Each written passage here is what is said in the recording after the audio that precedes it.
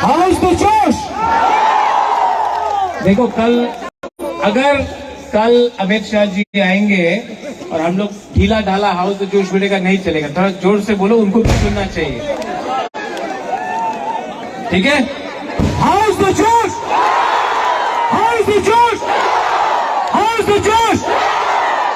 अगर इसके बाद भी नहीं बुलाया तो प्रॉब्लम होगा, अगर बुलाया तो हम लोग कल जाकर बात करेंगे, बट मंत्री के लिए नहीं, तो कॉन्स्टिट्यूशनल सोल्यूशन। क्योंकि ये पार्टी है पुइला जाति, पुइला जाति बेला बेला नो हमबाय तिप्रा माथा आइक लथन, तिप्रा सा आइक लथन, तिप्रा दबा आइक लथन।